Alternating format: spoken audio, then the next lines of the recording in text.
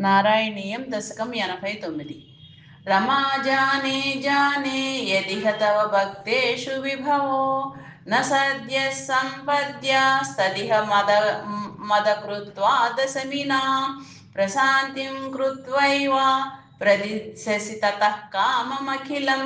प्रशान्तेषु क्षिप्रं न खलु भवदीयेच्युतिकथा सद्य प्रसाद ऋषितान् विधिशङ्करादीन् केचिद्विभो निजगुणानुगुणं भजन्तः भ्रष्टा भवन्ति बत कष्टमदीर्घदृष्ट्या स्पष्टं वृकासुर उदाहरणं किलास्मिन्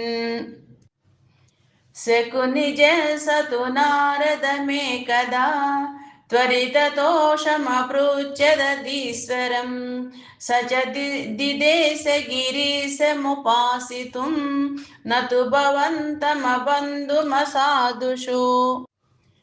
तपस्तप्त्वा घोरं सकलु कुपितः सप्तमदिने शिरश्चित्वा सद्यः पुरहरमुपस्थाप्य पुरतः अतिक्षुद्रं रौद्रं शिरसि करदानेन निधनं जगन्नाथाद्वव्रे भवति विमुखानां क्व सुपदीः मोक्तारं बन्धमुक्तो हरिणपतिरिव प्राद्रवत्सोऽथ रुद्रं दैत्याद्भीत्या स्म देवो दिशि दिशि वलते पृष्ठतो दत्तदृष्टिः तूष्णीके सर्वलोके तव पदमधिरोक्ष्यन्तमुद्वीक्ष्य सर्वं दूरादेवाग्रतस्त्वं पटुवटु वपुषा तस्तिषे दानवाय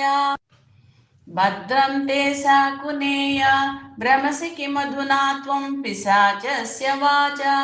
सन्देहच्चेन्मद्दुक्तौ तव किमु न करोष्यं गुळिमङ्गमौळौ इत्थं त्वद्वाक्यमूढः शिरसि कृतकरः सोपस्तच्छिन्नपातं भ्रंशो हेवं परोपासि तुरपि च गतिशूलिनोऽपि त्वमेव भृगुं किल सरस्वती निकटवासिनस्तापसाः त्रिमूर्तिषु समाधिसन्नधिकसत्त्वतां वेदितुम् अयं पुनरनादरादुदितरुद्धरोषे विधौ हरेऽपि च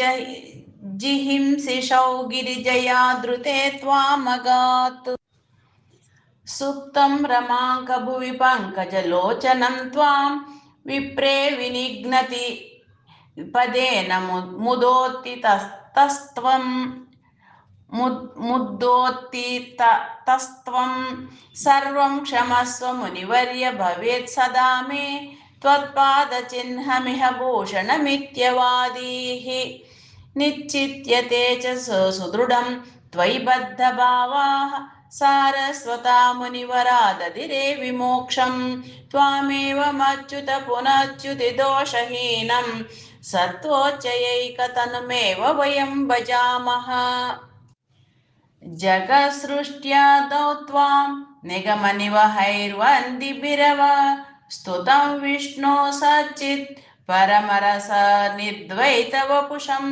परात्मानं भूमन् पशुपवनिता भाग्यनिवहं परितापस्यान्त्यै पवनपुरवासिन् परिभजे नारायण अखिल गुरो भगवन्नमस्ते।